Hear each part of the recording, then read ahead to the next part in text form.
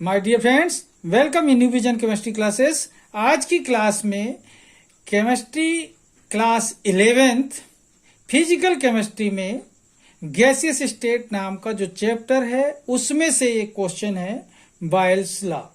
What is Boyle's law? तो Boyle's law को complete describe करना है अपन को।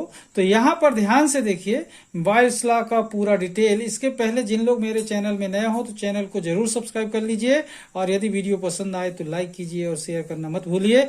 देखिए बॉयल्स लॉ का डिटेल देखते हैं यहां पर।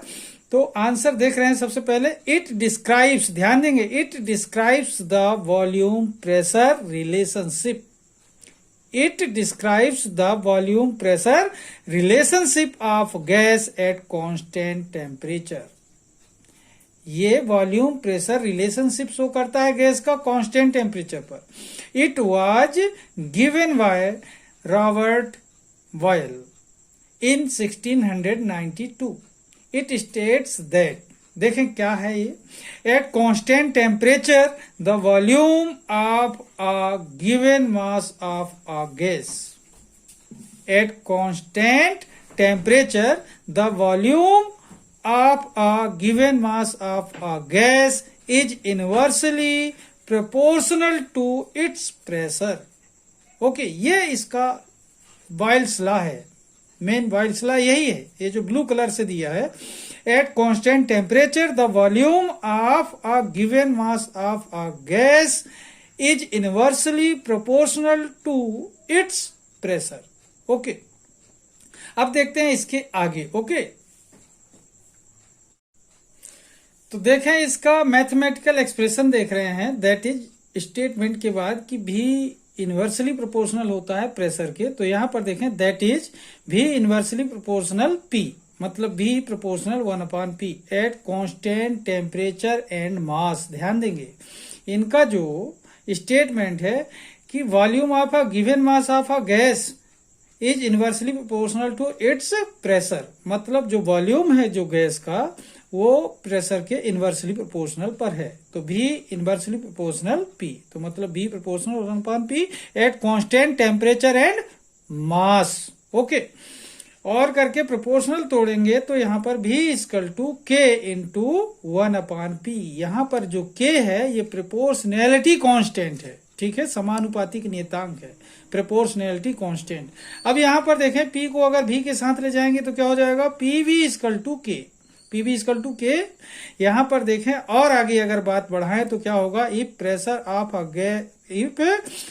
Of a given mass of a gas is changed from P to P1 and volume V to V1, means pressure P से P1 में चेंज हो जाए और वॉल्यूम V से V1 में चेंज हो जाए। इस कंडीशन में अकॉर्डिंग टू बॉयल्स लॉ क्या होगा, P1 V1 equal to K। In the same way अगर ऐसा ही चेंज लाएं अगर गैस के लिए तो क्या होगा, PV equal to P1 V1 equal to P2 V2 equal to P3 V3, और चाहें तो और चेंज ला सकते हैं, P4 V4 equal to K, means constant रहेगा ऑलरेडी। मीन्स जो प्रेशर और वॉल्यूम का प्रोडक्ट है वह हमेशा कांस्टेंट होगा।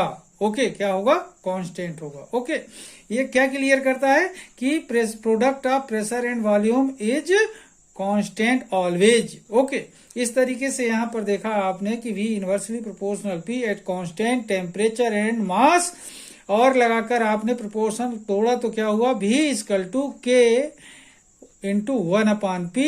यहां पर K क्या है, प्रोपोर्शनैलिटी कांस्टेंट है, और करके आप देखें तो P को ले जाएंगे V के साथ तो क्या होगा, PV equal to K। If pressure of a given mass of a gas is changed from P to P1 and volume V to V1, then according to Boyle's law P1 V1 is equal to K. In the same way PV is equal to P1 V1 is equal to P2 V2 is equal to P3 V3 is equal to K. इससे क्या clear होता है कि it is clear that the product of pressure and volume is equal to constant K. Okay. इस तरीके से देखा आपने बॉयल्स लॉ बहुत ही इजी है, एक बार आप पढ़ेंगे कभी नहीं भूलेंगे, इंपॉर्टेंट है, ध्यान रखेंगे, जरूर सीखिए। आज की क्लास को मैं यहीं पर समाप्त करता हूं। जिन लोग मेरे चैनल में नए हो तो चैनल को जरूर सब्सक्राइब कर लीजिए। तब तक के लिए धन्यवाद। जय हिंद, जय भारत।